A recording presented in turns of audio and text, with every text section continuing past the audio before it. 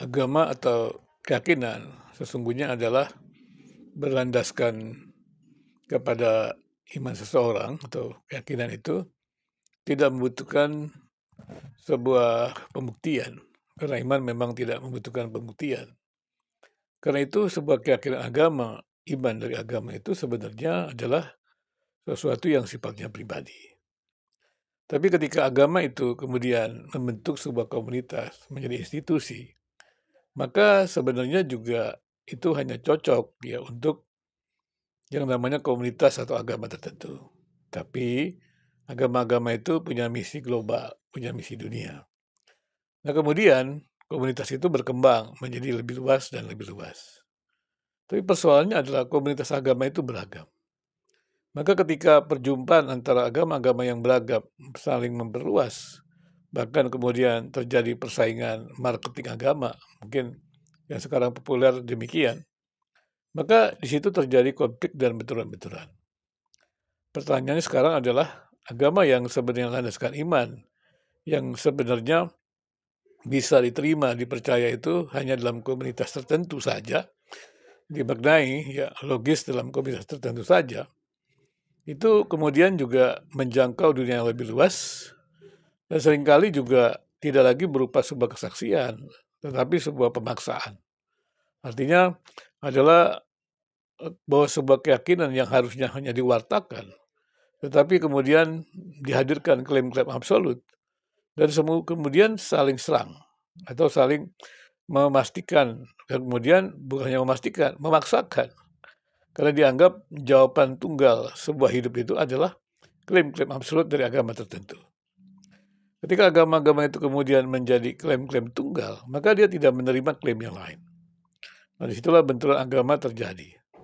Demikian juga di dalam hubungan internal agama.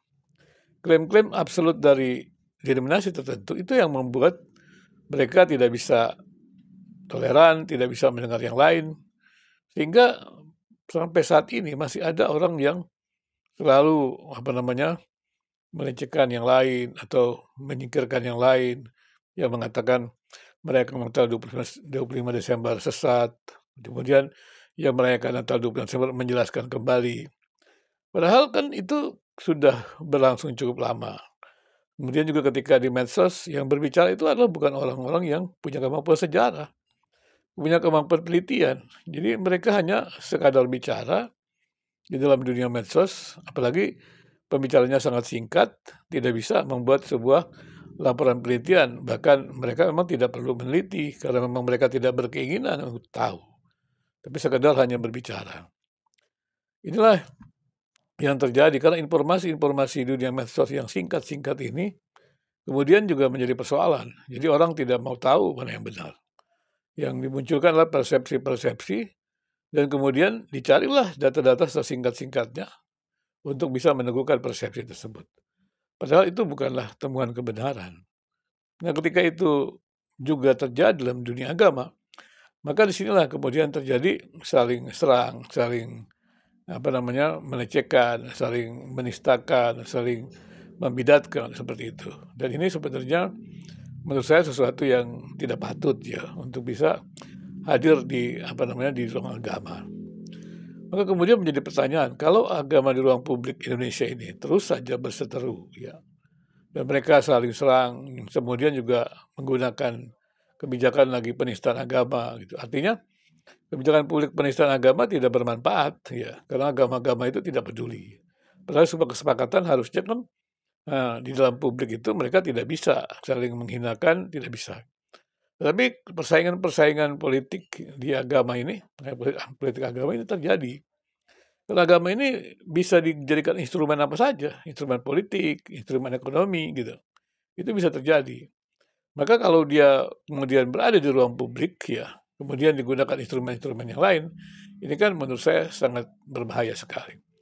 Karena itu menurut saya adalah bahwa pemerintah juga mestinya melihat apakah ada hal-hal yang sifatnya agama itu masih bisa di ruang publik. Tapi kan kita juga melihat dalam sejarah dunia ketika sekularisme muncul, melarang agama dalam ruang publik, yang terjadilah fundamentalisme agama. Jadi radikalisme agama yang ingin mengambil pemerintahan untuk bisa menyeragamkan semua kepercayaan. Itu pun terjadi. Nah, persoalannya adalah bagaimana agama-agama itu bisa bergaul dengan damai, ya. Dan kemudian juga bisa saling menghargai. Itu persoalan-persoalan yang menurut saya tidak mudah dalam dunia makin modern, makin global.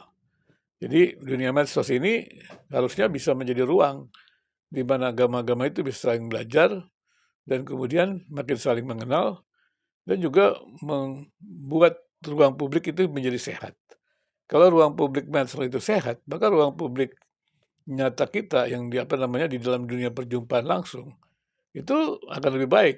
Tapi kalau ruang publik medsos itu tidak bisa ditata dengan baik, yang muncul ada kecurigaan, maka akibatnya adalah berita-berita hoax itu, berita-berita negatif itu, dan semangat-semangat kecurigaan itu akan menghambat perjumpaan-perjumpaan agama. Dan ini akan sangat merugikan Indonesia sendiri.